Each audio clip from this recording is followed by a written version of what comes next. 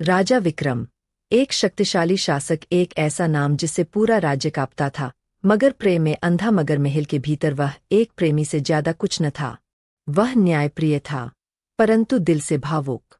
2 रानियों का पति, मगर असली प्रेम किससे था, शायद उसे खुद भी नहीं पता था। महल में होने वाले षड्यंत्रों से बेखबर वह अपनी सबसे प्रिय रानी वासंती के मोह में बंध चुका था। लेकिन क्या यह प्रेम था, या मौत की ओर बढ़ता एक जाल? रानी वासंती, सौंदर्य की देवी या छल की माया? वासंती, महल की पहली रानी, जिसकी खूबसूरती पर कवियों ने गीत लिखे थे, मगर यह सुंदरता एक मुखौटा थी। उसके दिल में प्रेम नहीं, सत्ता की भूख थी। वह राजा की नहीं, बल्कि महल के सबसे शक्तिशाली योद्धा देवसेन की प्रेमिका थी। वह चाहती थी कि राजा मरे और देवसेन सिंहासन पर बैठे। क्या वह अपने मायाजाल से राजा को छलने में सफल होगी, या खुद अपने ही जाल में फंस जाएगी? रानी सौम्या, चुप रहने वाली बेकसूर रानी या भविष्य की नायिका? महल की दूसरी रानी सौम्या, वासंती की उलट थी, शांत, धैर्यवान और चतुर। वह महल के षड्यंत्रों को सूंघ सकती थी, मगर कोई उसकी बातों को गंभीरता से नहीं लेता था। वह जानती थी कि कुछ तो गलत हो रहा है, लेकिन सबूत कहाँ थे? जब सच सामने आया, तब क्या वह राजा को बचाने में सफल होगी, या खुद ही धोखे का शिकार बन जाएगी? देवसेन, वीर योद्धा या सत्ता का भूखा शिकारी? देवसेन, सेना का सबसे बहादुर योद्धा, मगर दिल से एक गद्दार। वह राजा के लिए लड़ता था, लेकिन उसका असली सपना राजा बनना था। वासंती की मोहब्बत में पागल, उसने वह सब करने की ठान ली थी जो उसे सिंहासन तक पहुंचा सकता था, चाहे राजा की हत्या ही क्यों न करनी पड़े। लेकिन क्या वह अपने मकसद में कामयाब होगा, या यह प्रेम उसकी कब्र बन जाएगा? महामंत्री वत्सराज, निष्ठावान सलाहकार या एक और खिलाड़ी? महल का सबसे बुद्धिमान व्यक्ति वत्सराज, जिसने राजा के साथ वर्षों तक राज्य संभाला था। वह विक्रम का सबसे बड़ा समर्थक था और उसे किसी भी कीमत पर बचाना चाहता था। परंतु जब उसने राजा के खिलाफ षड्यंत्र को महसूस किया, तब तक शायद बहुत देर हो चुकी थी। क्या वह राजा को बचा पाएगा, या वह भी इस भयावह खेल का शिकार बन जाएगा? अब सवाल ये है, क्या वासंती और देवसेन अपनी साजिश में सफल होंगे? क्या सौम्या की चतुराई राजा की जान बचा पाएगी? कौन गद्दार साबित होगा, और कौन अंत में विजयी?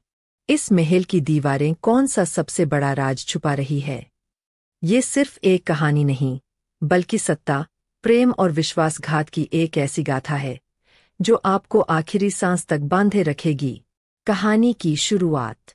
राज्य की पहली रानी वासंती सुंदरता और चतुराई का अद्भुत संगम थी, लेकिन उसके दिल में सच्चा प्रेम अपने राजा विक्रम के लिए नहीं, बल्कि महल के एक प्रभावशाली सैनिक देवसेन के लिए धड़कता था।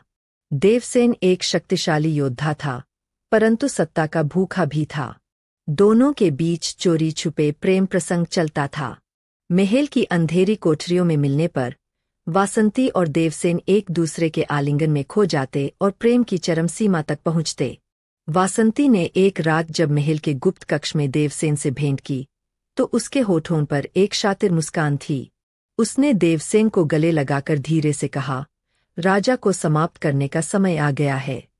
अब हमें और इंतजार नहीं करना चाहिए। उसने अपनी आंखों में जलती महत्वाकांक्षा के साथ देवसेन को बताया कि वह राजा विक्रम को खत्म कर उसकी जगह उसे गद्दी पर बिठाएगी। तुम्हें कैसे यकीन है कि यह योजना सफल होगी? देवसेन ने चिंतित स्वर में पूछा। वासंती ने मुस्कुराते हुए अपनी उंगलियां उसके चेहरे पर फिराईं। राजा मुझ पर पूरी तरह से विश्वास करता है। जब मैं उसे चूमूंगी, तब वह अपने जीवन की अंतिम सांस लेगा। उसने देवसेन को बताया कि उसने विदेश से एक ऐसा विष मंगवाया है जो उसके होठों पर लगाने के बाद राजा को 2 दिनों में मार देगा। अगली रात वासंती पूरी तैयारी के साथ राजा विक्रम के कक्ष में पहुंची। उसने हल्के गुलाबी वस्त्र पहने थे, उसकी आंखों में मोहक चमक थी और होठों पर वही विष था जो राजा के जीवन का अंत करने वाला था। राजा विक्रम, जो वासंती की सुंदरता और प्रेम से वशीभूत था, उसे अपने पास बुलाया। आज तुम बहुत सुंदर लग रही हो, वासंती, राजा ने कहा और उसे अपनी बाहों में भर लिया। वासंती ने अपने होंठ राजा के करीब लाए, बस उसे चूमने ही वाली थी कि तभी महल में अचानक महामंत्री वत्सराज की तेज आवाज गूंजी, महाराज।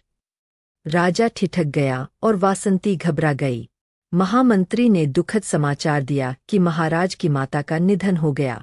यह सुनकर राजा गहरे शोक में डूब गया और वासंती का प्रयास विफल हो गया। अगले दिन वासंती ने फिर से राजा को विष देने की योजना बनाई।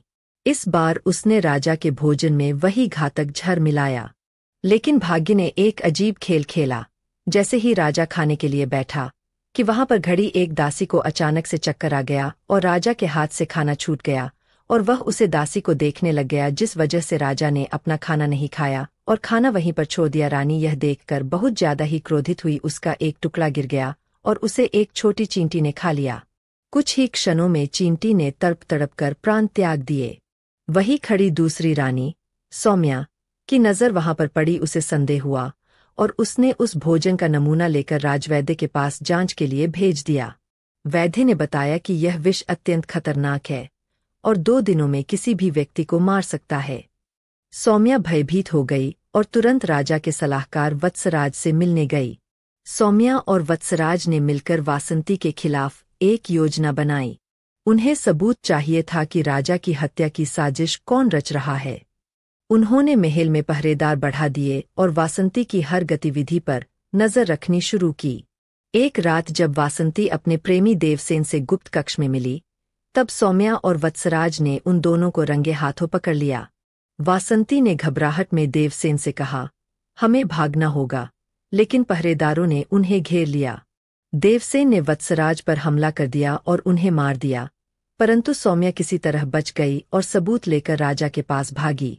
वासंती समझ गई कि अब उसका बचना मुश्किल है, तो उसने एक नई चाल चली। उसने पहले से ही कुछ सेवकों को धन देकर खरीदा हुआ था। उन सेवकों ने राजा के सामने झूठी गवाही दी कि सौम्या ही असली गुनहगार है और वत्सराज की हत्या उसी ने करवाई। राजा को धोखा हो गया। उसने गुस्से में सौम्या को कारागार में डालने का आदेश दे दिया। जेल में भी सौम्या हार नहीं मानी। उसने अपनी दासी की मदद से वहां से भाग निकलने का रास्ता खोजा और किसी तरह भागने में सफल रही। अब वह राजा को वासंती के असली चेहरे से रूबरू करवाना चाहती थी। उस रात राजा के लिए अंतिम भोजन परोसा गया, जिसमें वासंती ने विष मिला दिया था। जैसे ही राजा उसे खाने वाला था, तभी सौम्या वहां आ गई और चिल्लाई, राजन, यह भोजन मत ग्रहण करें, इसमें विष है। राजा को यकीन नहीं हुआ। तब सौम्या ने वही भोजन एक कुत्ते को खिलाने को कहा। कुछ ही क्षणों में कुत्ते ने तड़प तड़प कर प्राण त्याग दिए। यह देखकर राजा को सच्चाई का आभास हुआ। वासंती और देवसेन को बंदी बना लिया गया। राजा ने उन्हें मृत्युदंड की सजा सुना दी। राजा ने सौम्या से क्षमा मांगी और वत्सराज की याद में उसकी एक प्रतिमा बनवाई। निष्कर्ष और सीख। धोखा और लालच अंततः नष्ट कर देता है। सच्चा प्रेम छलकपट से मुक्त होता है। अगर आप जीवन में सफलता, आध्यात्म और प्रेरणादायक कहानियों से जुड़ना चाहते हैं, तो ज्ञान सूत्रा चैनल को अभी सब्सक्राइब करें। यहाँ आपको मिलेगी प्राचीन ग्रंथों की सीख, आध्यात्मिक ज्ञान, प्रेरणादायक कहानियाँ और जीवन बदलने वाले सूत्र। ज्ञान की रोशनी से अपना जीवन संवारें। नई नई रोचक और ज्ञानवर्धक वीडियो देखने के लिए अभी जुड़े रहें। वीडियो को लाइक करें, शेयर करें। ज्ञान सूत्रा, ज्ञान जो बदल दे आपका जीवन।